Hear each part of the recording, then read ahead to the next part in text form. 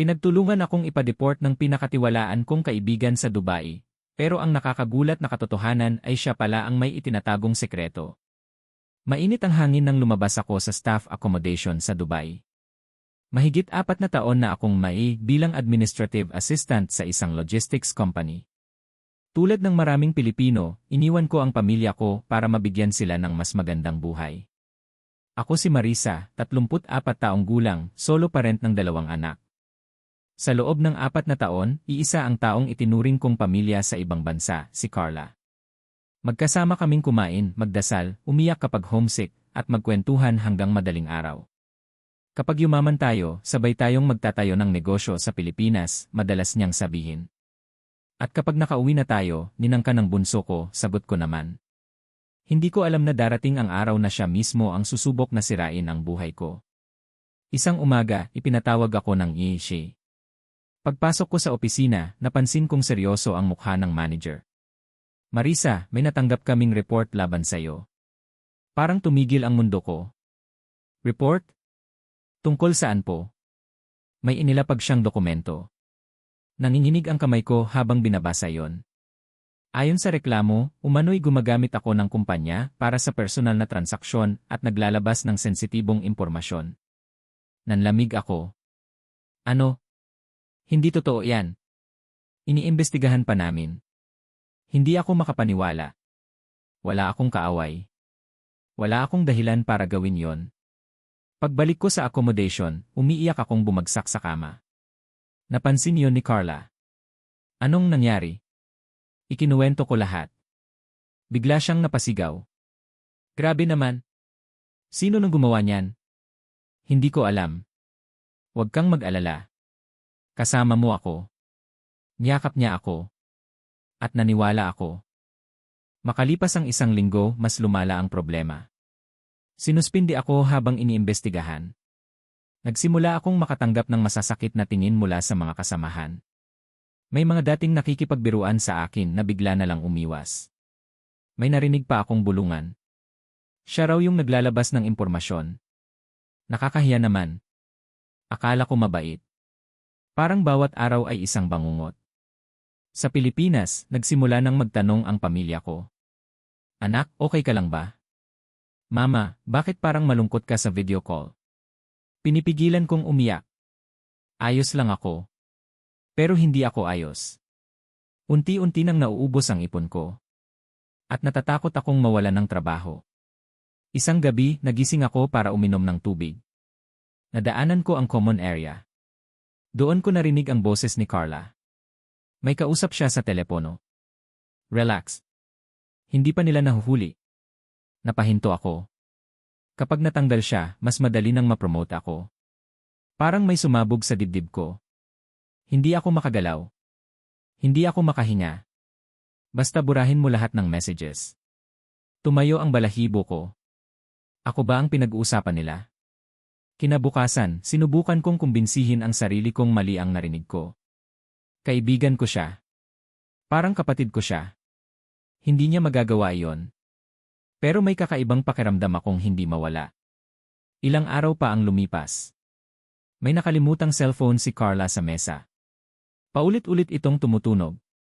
Biglang may pumasok na mensahe. Hindi ko sana papansinin. Pero nakita ko agad ang preview. Naipasa mo na ba kay Iray ang screenshots laban kay Marisa? Parang tumigil ang oras. Nanigas ako. Nanginginig ang buong katawan ko. Hindi ako makapaniwala. Pagbalik niya, direkta ko siyang hinarap. Carla, ano ito? Namutla siya. Ano nang ibig mong sabihin? Ipinakita ko ang mensahe. Biglang nag-iba ang mukha niya. Binuksan mo cellphone ko. Sinisiraan mo ako. Hindi mo naiintindihan. Ano ang hindi ko naiintindihan? Umalinggaw ang sigaw ko sa buong accommodation. Lumabas ang ibang tenants. Nangingilid ang luha ko. Kaibigan kita. Ginawa ko yon dahil kailangan ko. Anong kailangan? At least ako may ambisyon. Parang sinaksak ang puso ko. Akala ko iyon na ang pinakamasakit. Nagkamali ako. Sa gitna ng pagtatalo, may nasabi siyang hindi niya sinasadya. Kung hindi dahil sa akin, matagal ka nang nalaman tungkol sa nawawalang pera. Natigilan ako. Nawawalang pera. Bigla siyang natahimik. Doon ko napagtanto. Hindi lang pala ako ang sinisiraan niya. May mas malaki siyang tinatago. Nagsimula akong magsaliksik. Nakipagtulungan ako sa internal audit team. At doon lumabas ang nakakagulat na katotohanan. Sa loob ng halos 2 taon, may empleyadong nagmamanipula ng ilang reimbursement records. At ang pangalan sa likod nito. Carla. Lahat ng ebidensyang ipinasa laban sa akin ay gawa-gawa.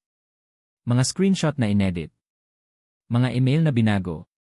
Mga kwentong pinalabas na parang totoo. Ginamit niya ako bilang panangga. Plano niyang ako ang masisi kapag natuklasan ang anomalya. Nang harapin siya ng management, matindi ang eksena.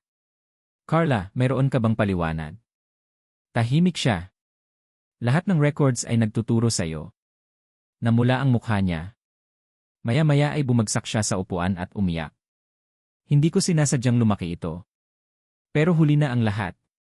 Pagkaraan ng ilang linggo, tuluyan akong nalinis sa lahat ng paratang. Ibinalik ang posisyon ko. Humingi ng tawad ang ilang kasamahan. Pasensya na, Marisa. Hindi namin alam ang buong kwento. Umiti lang ako. Pero may sugat na hindi madaling maghilom.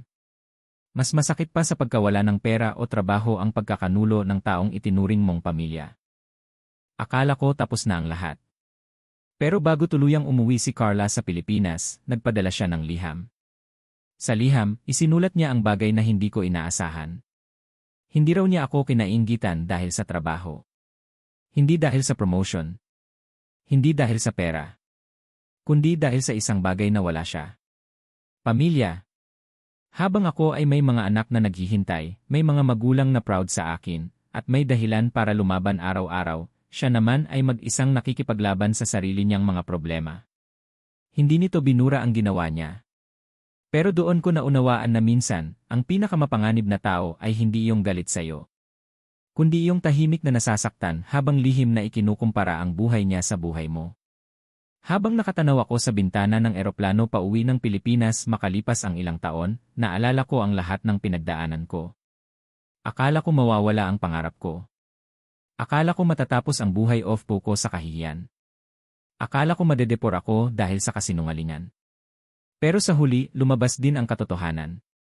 At natutunan kong hindi lahat ng taong tinatawag na kaibigan ay tunay na kakampi. Minsan, ang pinakamalaking pagsubok ay hindi ang trabaho sa ibang bansa, kundi ang pagkilala kung sino talaga ang mapagkakatiwalaan kapag gumuho na ang lahat.